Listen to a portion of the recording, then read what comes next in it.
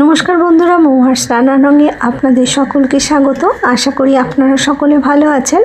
আমি আজকে আলু ফুলকপি দিয়ে ডিমের একটা ঝোলের রেসিপি আপনাদের সামনে নিয়ে এসেছি। খুব সাধারণ রেসিপিটা, কিন্তু খেতে হয় খুবই দুর্দান্ত। আপনাদের কাছে অনুরোধ রাখবো, অবশ্যই কিন্তু ভিডিওটা পুরোটা দেখবেন। চলুন দেখে নেবেন রেসিপিটা কেমন করে আমি বানালাম।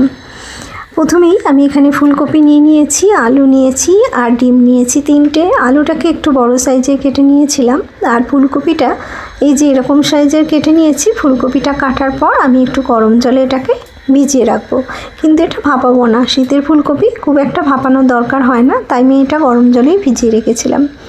ডিম সেদ্ধ যেটা নিয়েছিলাম সেটাকে আমি ছুরি দিয়ে একটু কেটে নিচ্ছি, যাতে এটা যখন রান্না করব এর ভেতরে সব মশলাগুলো ঢুকে যায়, সেজন্য অল্প করে একটু ছুরি দিয়ে কেটে নিলাম। দিয়ে আমি এটাতে একটু হলুদ মাখিয়ে রাখলাম।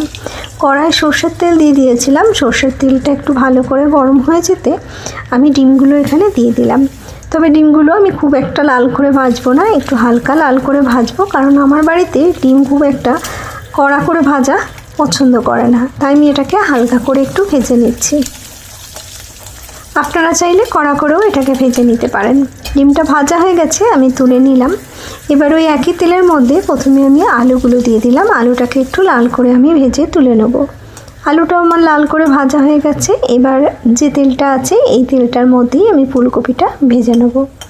ফুলকপিটা তো আমি আগেই গরম জলে ভিজিয়ে রেখেছিলাম। গরম জল থেকে তুলে জলটা ভালো করে ফেলে দিয়ে তারপরে এটাকে আমি একটু লাল করে ভেজে নিচ্ছি। যতক্ষণ ফুলকপিটা ভাজা হচ্ছে ততক্ষণ আমি একটা মশলা রেডি করে নেব। একটা কাঁচের বাটির মধ্যে আমি 1 চামচ নিয়েছিলাম টক দই। দইটার মধ্যে আমি দিয়ে দেবো 1 চামচ কাশ্মীরি লঙ্কার গুঁড়ো, আর দেবো 1 চামচের একটু কম হলুদ গুঁড়ো, আর দেবো 1 চামচ জিরে গুঁড়ো। দিয়ে এই সব উপকরণগুলোকে খুব ভালো করে মিশিয়ে নেব।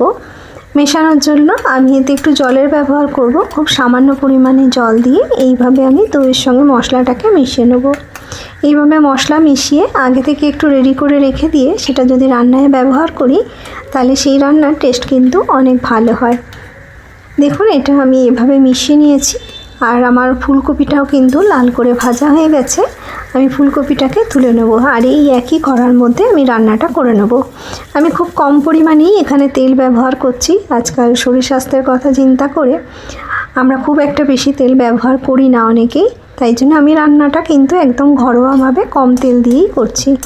অল্প তেলের মধ্যে আমি দিয়ে দিলাম একটা তেজপাতা, একটা এলাচ, একটু জিরে আর একটা দালচিনি। সেগুলো একটু ভাজা হলে এর মধ্যে দিয়ে দিলাম একটা স্লাইস করে কেটে নিয়েছিলাম পেঁয়াজ।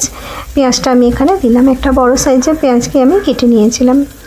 পেঁয়াজটা একটু নাড়াচাড়া করে নিয়েছিলাম। নিয়ে এর মধ্যে দিয়ে দিলাম আমি নুনটা দিয়ে এটাকে এবার নাড়বো। তার আগে আমি এর মধ্যে দিয়ে দিলাম 2টো চেরা কাঁচা লঙ্কা।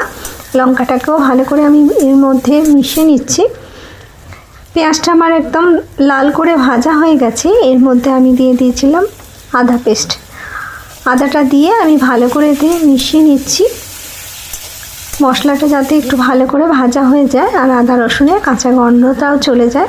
এই পর্যায়ে আমি এখানে অ্যাড করে দেবো যে দইয়ের সঙ্গে শুকনো মশলাগুলো আমি আগে মিক্স করে রেখেছিলাম, সেটা আমি এর মধ্যে দিয়ে দিলাম।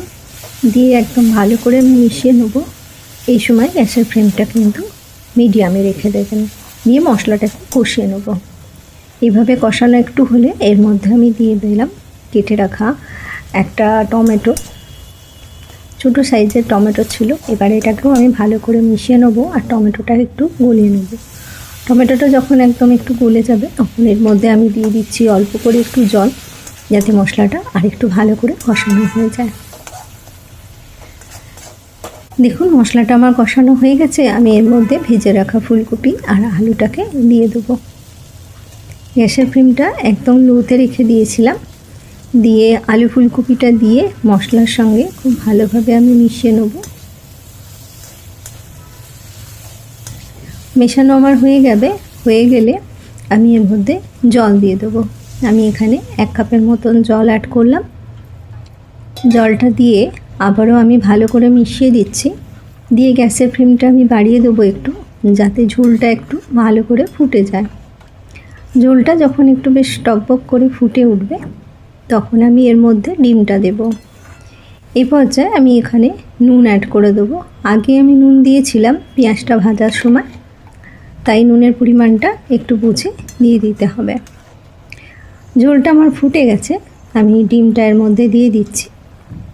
বন্ধুরা যারা আমার চ্যানেলে নতুন আসছেন তাদের অনুরোধ করব তারা চ্যানেলটা সাবস্ক্রাইব করে নেবেন, আর পুরনো বন্ধু যারা সবসময় আমার পাশে আছেন তাদের অনেক অনেক ভালোবাসা। এবার আমি এটাকে ঢাকা দিয়ে দেবো। ঢাকা দিয়ে গ্যাসের ফ্লেমটা মিডিয়ামে রেখে এটাকে আমি 7-8 মিনিটের মতন রান্না করে নেব।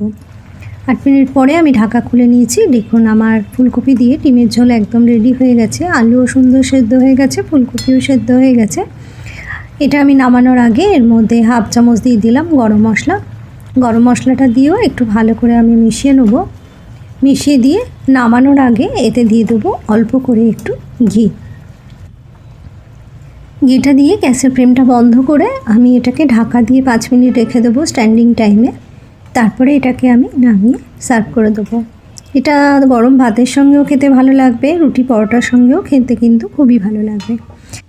এই রেসিপিটা খুব সাধারণ একটা রেসিপি, খুব কম মশলা দিয়ে এটা রান্না হয়ে যায়, কিন্তু এটা খেতে হয় দুর্দান্ত।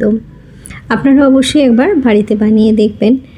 যদি ভালো লাগে তাহলে একটা লাইক করে অবশ্যই একটা কমেন্ট করে দেবেন। আমি আবারও চলে আসবো এরকমই নতুন কোনো রেসিপি নিয়ে আপনাদের সামনে। আপনারা ভালো থাকবেন, সুস্থ থাকবেন।